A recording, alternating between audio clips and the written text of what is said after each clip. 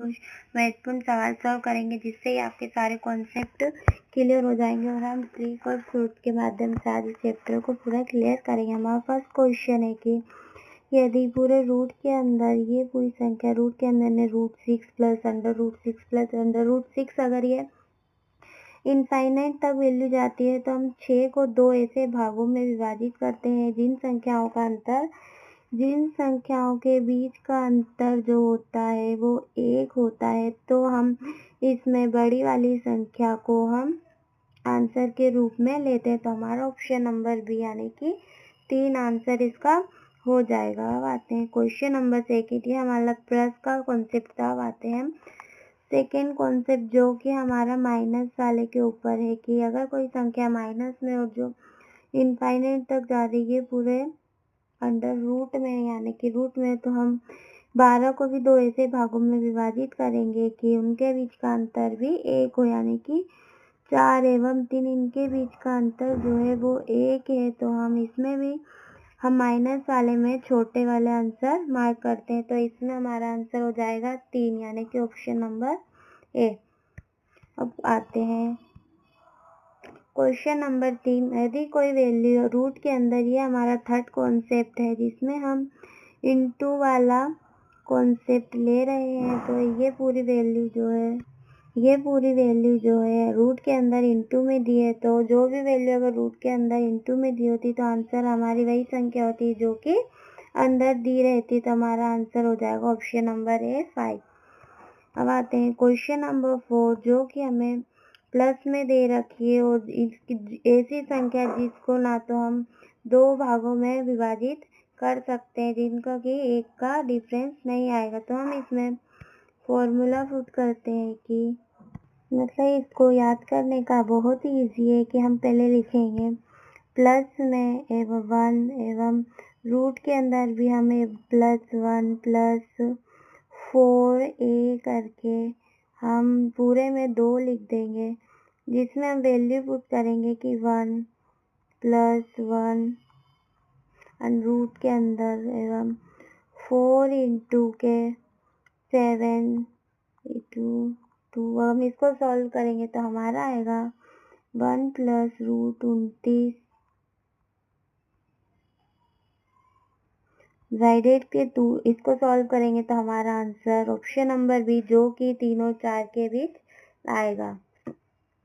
अब आते हैं क्वेश्चन नंबर 5 की अगर रूट के अंदर पूरी वैल्यू दी रखी है परंतु वह इनफाइनाइट तक नहीं जाती है, यानी कि कुछ इस तरीके से 2 2 2 एवं 2 ये हमें क्वेश्चन दे रखा है। तो इसका एक बहुत ही बेसिक है कि हम जो भी संख्या दे रखी है हम उसको जितनी बार भी आएगी हम उसको गिन के उतनी उसकी पावर चढ़ा देंगे एवं ऊपर भी उसकी पावर चढ़ा के हम उसको माइनस कर देंगे, यानी कि 2 की पावर 4 हमें 16 दे रखा है और 2 की पावर 4 16 - 1 करेंगे तो 15 आ जाएगा और जो संख्या दी रहेगी हम उसको ऐसे लिख देंगे। अगर कोई दूसरी संख्या भी दे रखी रहेगी तो हम उसकी जगह 2 की जगह 3 कर देंगे और जो जितनी बार दे रखेगा हम उसको वैसे करके सॉल्व कर सकते हैं। तो इसका हमारा आंसर होगा ऑप्शन नंबर ए।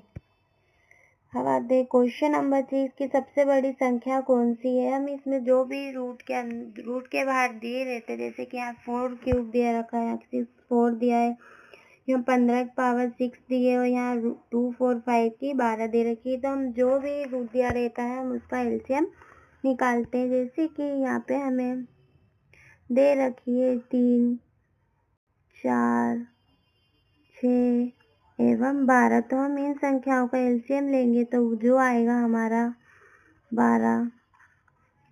अब 3 के पाड़े में जो है वो 3 की टेबल में 12 जो है वो आता है 4 बार में, तो हम 4 की पावर कर देंगे 4। 4 के पाड़े में 12 आता है 3 बार में, तो हम 6 की पावर कर देंगे 3 एवं 6 के पाड़े में 12 2 बार में आता है, तो हम 15 का जो है स्क्वायर कर देंगे एवं 12 के में 12 जो है वो 1 बार में आता है, तो हम 2 4 5 को हम ऐसे ही लिख देंगे। तब इसमें मुझसे पूछा गया है कि सबसे बड़ी संख्या कौन सी है, तो हम जानते हैं कि 4 की पावर 4 यानी कि 256 और 6 का क्यूब जो होता है वो 216 होता है एवं 15 का स्क्वायर जो होता है वो 225 होता है। तो हम देख सकते हैं कि इसमें हमारी सबसे बड़ी संख्या जो है वो है 4 की power cube, 4 under root cube जो है हमारा ऑप्शन नंबर ए जो है वो सही है।